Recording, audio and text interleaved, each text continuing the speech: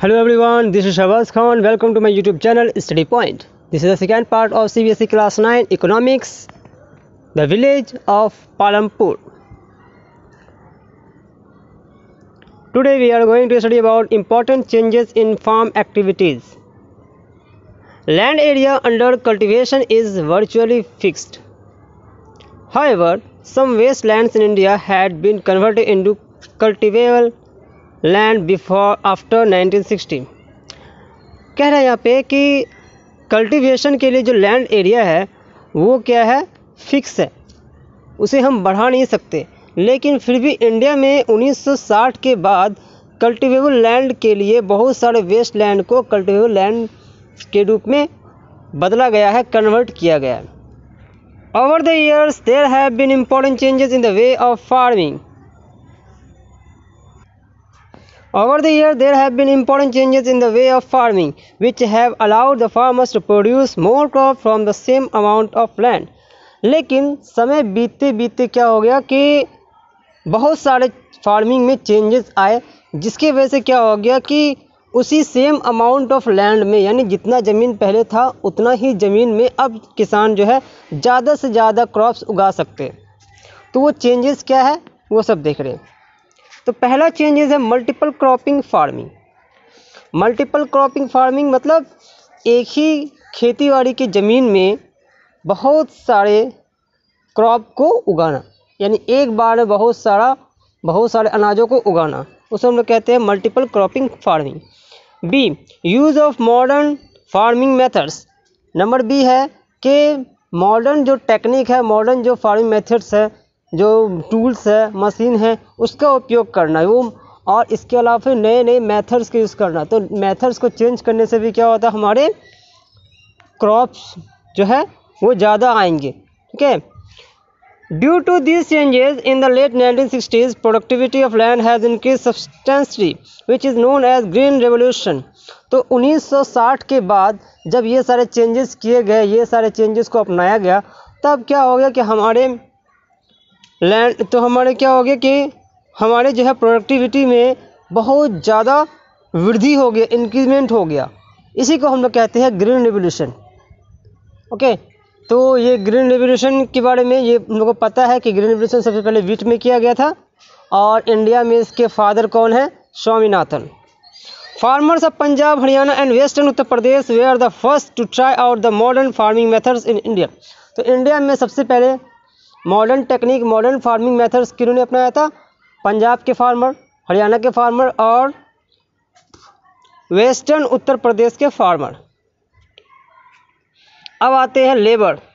After land, labour is the next basic factor of production. जैसा हम लोगों ने पढ़ा था कि बेसिक फैक्टर ऑफ प्रोडक्शन के लिए जो है सबसे पहले तो लैंड चाहिए, फिर उसके बाद हम लोगों ने देखा था लेबर। लेबर क्या है, बेसिक फैक्टर ऑफ प्रोडक्शन में आता है। Small farmers provide their own land labours, whereas medium and large farmers make use of hired labour to work on their fields.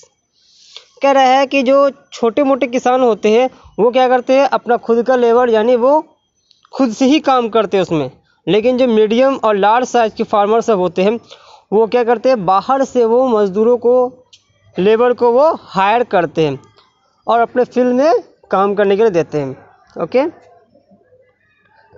अब अगला हमारा टॉपिक है कैपिटल। तो कैपिटल भी हम लोगों ने देखा था कि लैंड और लेबर के बाद जो है कैपिटल जो है बेसिक फैक्टर प्रोडक्शन में, ये जो है दूसरा एक और टर्म आता है। तो all categories of farmers, example small, medium and large, required capital. तो कह रहा है कि जितने भी प्रकार के फार्मर्स हो, चाहे वो स्मॉल हो, मीडियम हो या लार्ज हो, सबको जो है कैपिटल चाहिए, पूंजी चाहिए, पैसे चाहिए, तभी वो फार्मिंग कर पाएगा।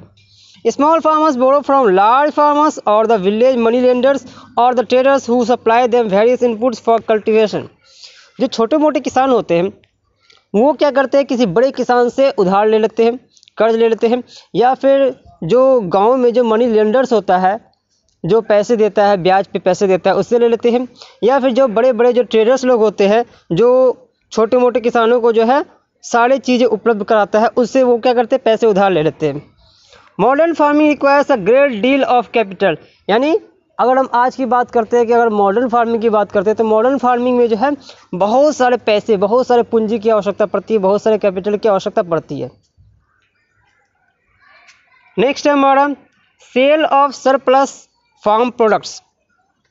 Cell of surplus farm products मतलब होता है कि अगर मान लो खेतीबाड़ी हो गई और उसमें जो है ज़रूरत से ज़्यादा अनाज उग गया, ज़रूरत से ज़्यादा अनाज हो गया, जो लोगों का भूख मिटाने के बाद, यानी लोगों को जितना चाहिए खाने के लिए उससे भी बच गया, तो इसे कहते हैं सरप्लस। ये जो एक्स्ट्रा बच गया, जब एक्स्ट्रा जब बच गया तो उस खाने को क्या किया जाएगा, उसको जो है क्या करना है, उसको कैसे सेल किया जाए। Farmers produce crops on their lands by using the 3 factors of production which land, labour and capital. तो जैसे हम लोग पढ़े कि फार्मर जो है वो क्या करते हैं, क्रॉप्स उगाते हैं अपने लैंड्स में 3 फैक्टर्स ऑफ प्रोडक्शन के बिना पर। तो जैसे हम लोग देखा कि लैंड है, लेबर है और कैपिटल है। They retain a part of produce for self consumption and sell the surplus in the nearby market. तो अब वो जो खेती बाड़ी करते हैं किसान, तो उसमें से वो क्या करते हैं कि वो कुछ पार्ट वो अपने खुद के लिए रख लेते हैं, कि उसका खुद का घर का जो खर्च होगा वो क्या करते हैं, क्रॉप्स को अपने घर में के लिए रख लेते हैं, और बाकी जो बचता है वो क्या करते हैं, वो मार्केट में वो बेचने के लिए जाते हैं। That part of farm produce which is sold in the market is called marketable surplus। तब कह रहा है कि वही पार्ट जो वो मार्केट में बेचने के लिए जा रहे हैं उसी को हम क्या कहेंगे, मार्केटेबल सरप्लस कहेंगे। तो ध्यान रहे कि जो पार्ट, जितना पार्ट वो बेच रहे हैं उतना ही पार्ट को हम मार्केटेबल सरप्लस कहेंगे। तो जैसे मान लेते हैं कि किसी किसान ने 100 क्विंटल जो है उन्होंने क्या किया, क्रॉप्स को उगाया। अब मान लो कि अगर वो उसमें से 1 क्विंटल अपने घर के लिए रख लेता है तो बाकी उसे कितने बचे, 99 क्विंटल। तो ये 99 क्विंटल जो है वो उसका मार्केटेबल सरप्लस होगा, वो उसे बेचेगा। और हम उसको 100 क्विंटल नहीं जोड़ेंगे, 100 उसमें से 1 क्विंटल क्या हो गया, उसका वो घर के लिए यूज़ के लिए हो गया। Small farmers have little surplus output. जो छोटे मोटे किसान होते हैं उसके लिए, उसके पास जो सरप्लस होता है, सरप्लस जो सरप्लस जो उसके पास क्रॉप्स होता है वो बहुत ही कम होता है, क्योंकि छोटे मोटे किसान होते हैं वो ज़्यादा उगा नहीं सकते। It is the medium and large farmers only who have sustainable surplus produce for selling in the market. तो कह रहा है कि सिर्फ मीडियम और लार्ज साइज के फार्मर्स होते हैं उन्हीं के पास बहुत सारे सरप्लस जो है अमाउंट में क्रॉप्स होते हैं जो वो मार्केट में बेच सकते हैं। स्मॉल फार्मर्स के पास कुछ भी नहीं बचता। नेक्स्ट है हमारा non farm activities.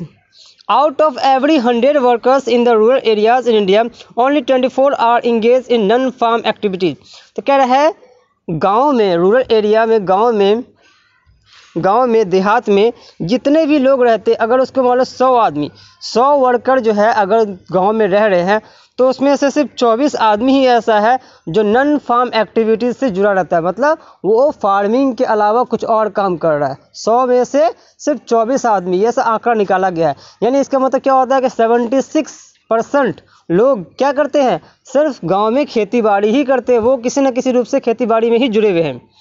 There is a variety of non farm activities in the villages.